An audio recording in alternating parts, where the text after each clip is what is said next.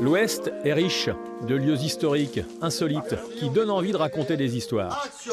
Et de personnes, de comédiens, de techniciens capables de les faire vivre, de les mettre en image.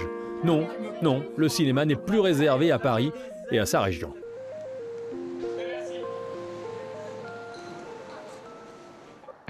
Et la liste des films tournés en Pays de la Loire commence à être longue.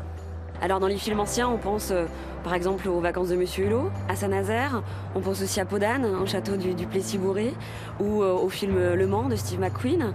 Mais dans les choses plus récentes, on va penser à La Famille Bélier, par exemple, tournée en Mayenne, ou alors aux Vacances du Petit Nicolas, Noirmoutier, ou Mémissia à Angers, à demi-sœur de Josiane Balasco, et prochainement, j'espère, encore Angers dans un autre long métrage qui sortira en 2019. Cette jeune femme qui joue les touristes à Angers n'en est pas une touriste. Elle dirige le BAT des Pays de la Loire, le bureau d'accueil des tournages, une structure, émanation du conseil régional, chargée d'aider les réalisateurs, les producteurs à venir tourner dans la région.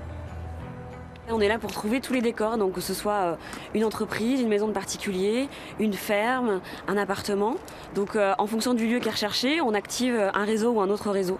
En l'occurrence, pour les particuliers, on active le réseau de la presse locale qui fonctionne toujours très bien. Et on relaie toutes les recherches sur notre page Facebook.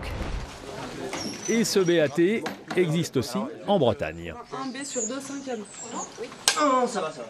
Donc des décors, il y en a. Mais pour travailler, il faut des comédiens, des techniciens. Et bien là aussi, les régions se sont organisées et fédèrent ces professionnels au sein d'associations. La plateforme en Pays de la Loire, Film en Bretagne, dans la région du même nom. Action! L'intérêt, c'est évidemment de porter une parole collective. On ne regarde pas les choses sous l'angle uniquement de la production ou de la réalisation ou de l'écriture. L'idée, c'est vraiment de réfléchir à l'échelle d'une filière, comment œuvrer au développement et à la structuration de cette filière professionnelle.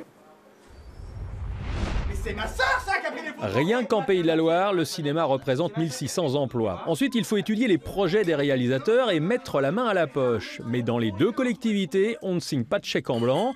On exige que des professionnels de la région soient embauchés, mais pas seulement. C'est coupé, merci, c'est coupé. Parmi ces critères, il faut qu'il y ait une grande partie du film qui se passe dans la région. Or, nous, on a un film qui se passe à 80% en Afrique.